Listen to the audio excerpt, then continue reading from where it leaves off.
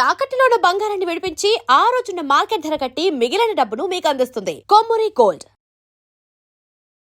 August నెల ప్రారంభం కాబోతుంది. ముఖ్యంగా ద్వాదశ రాశుల వారికి ఆగస్టు నెలలో ఎలా ఉండబోతుంది, అదేవిధంగా శని వక్రగతి కూడా జరగబోతుంది. కాబట్టి ఈ ఆగస్టు నెలలో ద్వాదశ రాశుల వారికి ఎలా ఉండబోతుందో మనం తెలుసుకుందాం. దీని గురించి తెలియజేయడానికి professor and doctor Mullapudi Satyanarayana Murthy గారు.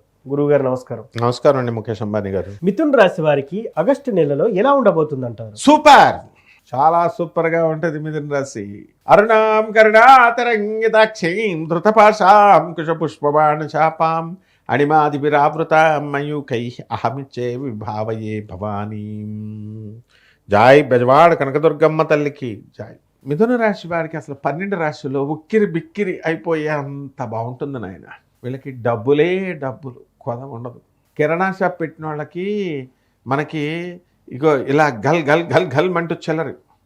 అక్షయ పాత్ర ఉంటే ఏ విధంగా అయితే ధనం వస్తుందో అంత డబ్బులు ఈ యొక్క మిథున రాశి వారికి వస్తాయి. ఫ్రెండ్సే ఫ్రెండ్స్. మిథున రాశి వారికి అసలు టైం ఉండదు గురువుగారులతో మాట్లాడడానికి, తల్లిదండ్రులతో మాట్లాడడానికి లేదు.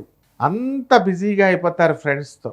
తర్వాత ఈ రాశి వారికి విద్యార్థులను తీసుకున్నప్పుడు చదువులో మొన్నటిదాకా 4th ర్యాంక్ వచ్చేది, ఏమండి మా పిల్లలకి 17th ర్యాంక్ వస్తుందండి అని బాధపడతారు. కానీ మిథున రాశి పిల్లలు తెగ చదువుతారనమాట. బ్రహ్మాండమైన మార్కులు వస్తాయి వీళ్ళకి. ఐఐటీల్లో నీటుల్లో సీట్లు వచ్చేయడం జరిగింది. ఇప్పుడు మిథున రాశి వారికి అందరికీ కూడా విదేశాల్లో స్థిరపడిపోయారు చాలామంది.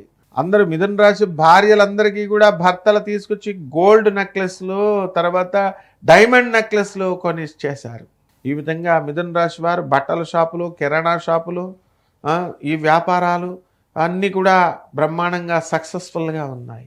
భాగ్యంలో ఉన్నటువంటి రాహుగ్రహ ప్రభావం వలన వీళ్ళందరూ కూడా ఎక్స్పోర్ట్స్ ఇంపోర్ట్స్ బిజినెస్లు బాగా చేస్తారు. ఆగస్టు 15 తర్వాత రవికేతులు ఇద్దరు సింహరాశిలో ఉన్న కారణంగా అద్భుతాలు చూస్తారు. విదేశాలకు వెళ్ళిపోతారు.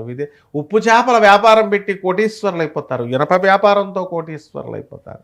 చేపల వ్యాపారం చాలా చిన్నది గురుగారు అనుకుంటావు. మామూలు రోడ్డు మీద చేపల వ్యాపారం బోయినపల్లిలో చేస్తారు. అక్కడ ఎంత తెలుసా, వాళ్ళు 3 బిల్డింగ్లు కట్టారు. అందువలన ఈ ఉప్పు చేపల వ్యాపారం చేయమంటాడేంటి పిచ్చి పంతులు అనుకోకూడదు. చక్కగా ఆ వ్యాపారంలో అంత పెద్ద స్క్రాప్ ఐరన్ కోట్లు సంపాదించిన వాళ్ళు ఉన్నారు. అలాగే ఈ యొక్క రైతుల దగ్గరకు వచ్చేసరికి రైతులు బ్రహ్మాండంగా ఉన్నారు.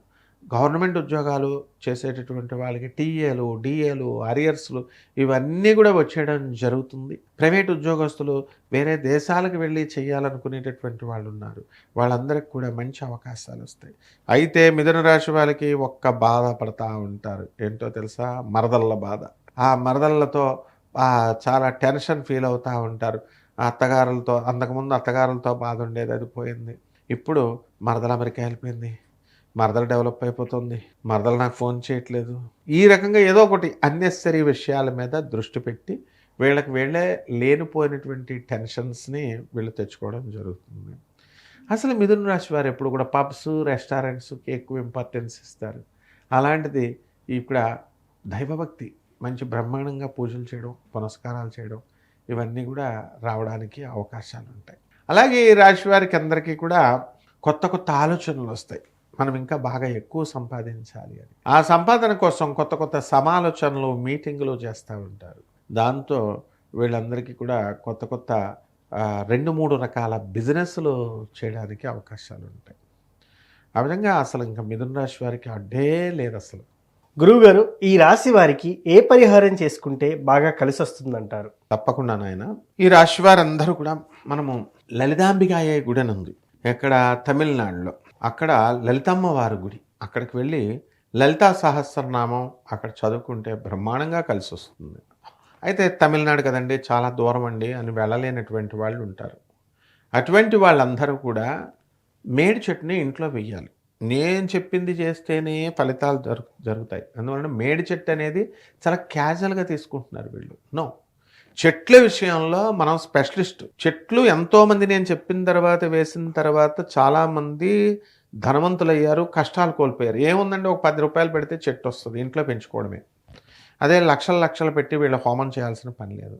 మేడి చెట్టు మొదల్లో కుండీలో వేసుకొని పెంచాలి. మేడి చెట్టు మొదల్లో అనగాదేవి, దత్తాత్రేయ స్వాముల వారు, తర్వాత 64 యోగిని గణాలు ఉంటారు. దీనివల్ల వీళ్ళందరూ కూడా టాప్ రేంజ్కి వెళ్ళిపోతారు వీళ్ళు. మనం తులసి చెట్టుకు పూజ చేస్తూ ఉంటాం కదా, ఆ విధంగా ఈ యొక్క తులసి చెట్టుకు చేసినట్టుగా మనం దత్తాత్రేయ స్వామి వారికి మేడి చెట్టుకు చేయాలి.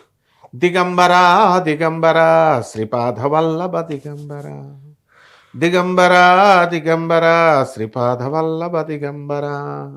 చూడు నీ కళ్ళలో ఎంత తన్మయత్వం వచ్చేస్తుందో. దిగంబర భక్తుడు అయిపోయాను, దత్తాత్రేయుడు భక్తుడు. ఆ విధంగా తన్మయత్వం రావాలి ప్రతి ఒక్కడికి, ఏదో క్యాజువల్గా చదివేస్తున్నట్టు కాదు, కళ్ళంట నీళ్ళు రావాలి. అలాగే ఈ రాశి వారికి అందరికీ కూడా మనకి శనిని మనం స్పాసిఫై చేయడం కోసం ఏం చేయాలండి అని అంటే, శని జపం చేసుకోవాలా, శని స్తోత్రాలు చదవాలా, శనికి కిలోంపావు నల్ల నువ్వుల్ని నల్లని వస్త్రాలను ఇచ్చి పేద బ్రాహ్మణులకి శనివారం నాడు ఉదయం 8 గంటలకి దానం చేసుకోవాలి. అలాగే రావి చెట్టు ప్రదక్షిణాలు చేయమని చెప్పేస్తారు అందరూ. ఒక్కడైనా సరే రావి చెట్టుకి నీళ్లు పోయిరా నాయన ఒక్క బకెట్ అని చెప్తాడా? నో, చెప్పరు. చెట్లు నరికేయమని చెప్తారు. ఫారెస్ట్ డిపార్ట్మెంట్ ఒక్కొక్క చెట్టు నరికినందుకు 500 రూపాయలు వేస్తుంది ఫైన్. కాబట్టి ఈ పరిహారాలు చేసుకునేటటువంటి వాళ్ళు ఎక్కడో గుళ్ళల్లో ఎవరో వేసిన రావి చెట్టుకి ప్రదక్షిణాలు చేస్తే ఫలించదు. వీళ్ళ ఇంట్లోనే రావి చెట్టును వేసుకోవాలా, పెంచాలి. పెంచి చక్కగా నీళ్లు పోసి రావి చెట్టుకి శనీశ్వర స్వామివారి యొక్క అనుగ్రహం లభిస్తుంది వీళ్ళకి కనుక ప్రదక్షిణాలు చేసినట్లయితే. ఆ రకంగా ఈ యొక్క రాశివారు శని ప్రదక్షిణాలు అనేటటువంటివి చేసుకోవాలి. అలాగే ఈ యొక్క దేవాలయాల్లో మనము చెప్పినట్టుగా ఈ యొక్క లలితా అమ్మవారి దేవాలయానికి కుదిరితే వెళ్ళొచ్చు. అలాగే 108 సార్లు శని జపం చేయాలా, శని స్తోత్రాలు చదవాలా, శనికి కిలోంపావు నల్ల నువ్వుల్ని నల్లని వస్త్రాన్ని ఇచ్చి పేద బ్రాహ్మణులకి శనివారం నాడు ఉదయం 8 గంటలకి దానం చేసుకోమని చెప్పాను కదా, దాంతో ప్రదక్షిణాలు. అదేవిధంగా రాహు కూడా రాహు జపం చేయాలా, రాహు స్తోత్రాలు చదవాలా, రాహు కిలోంపావు వినువల్ని ఆవుపేడ రంగు ఉన్నటువంటి వస్త్రాన్ని ఇచ్చి పేద బ్రాహ్మణికి దానం చేసుకోవాలి. దశ మహావిద్యల్లో ఒకటైనటువంటి మహాకాళి అమ్మవారి యొక్క హోమాన్ని వీళ్ళు చేసుకోవడం ద్వారా బ్రహ్మాండంగా ఉంటుంది, లేదా ఆ మంత్ర జపం చేసుకోవడం ద్వారా బ్రహ్మాండంగా ఉంటుంది. ముఖ్యంగా పేదవారికి, అనాథలకి, వికలాంగులకి, సాధువులకి దాన ధర్మాలు చేసుకోవలసినటువంటి అవసరం ఉంది. వీళ్ళకి చేస్తేనే గురుమండల వ్యవస్థలో ఉన్నటువంటి గురుగ్రహం కదిలి వీళ్ళకి హెల్ప్ చేస్తుంది తప్ప, మనం ఏదో తీర్థయాత్రలకు వెళ్ళిపోయాం, మన డబ్బులు ఖర్చు పెట్టుకొని మనం ఫ్లైట్లలో వెళ్ళాం, ట్రైన్లలో వెళ్ళాం, దేవుడికి 10 రూపాయల కొబ్బరికాయ, పెద్ద దేవాలయాల్లో కొబ్బరికాయలు కొట్టమని కూడా చెప్పరు. ఏదో పంతులకు ఒక 50 రూపాయలు వేసాం, 100 రూపాయలు వేసాం, మనకు 1 కోటి రూపాయలు ఇచ్చేయాలా, ఇలాంటివి కుదరవు. భక్తిగా పేదవారికి, అనాథలకి, వికలాంగులకి, సాధువులకి చేసినప్పుడు మాత్రమే వస్తుంది ఫలితం. ఇది నేను ఎందుకంటే అనుభవపూర్వకంగా చెప్తున్నాను.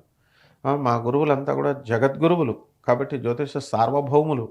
మా గురువుగారు మధురకృష్ణ శాస్త్రి గారు అంటే ఇప్పుడు జాగ్రత్తగా చేసుకోవాలి. అంతేకాకుండా ఈ రాశి వారికి మనము ఈ యొక్క కంద దీపము అని పెడతారు. ఆ కందను తీసుకొచ్చి చక్కగా మంగళవారం నాడు సుబ్రహ్మణ్యేశ్వర స్వామివారి ముందు పెట్టాలి. అలాగే బూడిద గుమ్మడికాయ ఉంటుంది. గురువారం నాడు కాలభైరవ దీపం అంటే కుష్మాండ దీపం, దాన్ని ఇలా నరికేసి నువ్వుల నూనె పోసి నల్లని ఒత్తు, అందరూ చెప్తున్నట్టుగానే మనం ఒత్తు ఏదైనా పర్లేదు, నల్లని ఒత్తు చెప్తున్నారు కదా, ఏదో ఒక ఒత్తు వేసి ఆ కాలభైరవుడికి మనం పూజ చేసుకుంటే సరిపోతుంది. థ్యాంక్ యూ గురువు గారు. ఏ రాశి వారికి ఎలా ఉండబోతుంది, అదేవిధంగా చాలా చక్కటి పరిహారాన్ని కూడా చెప్పాడు. ధన్యవాదాలు. ధన్యవాదాలు.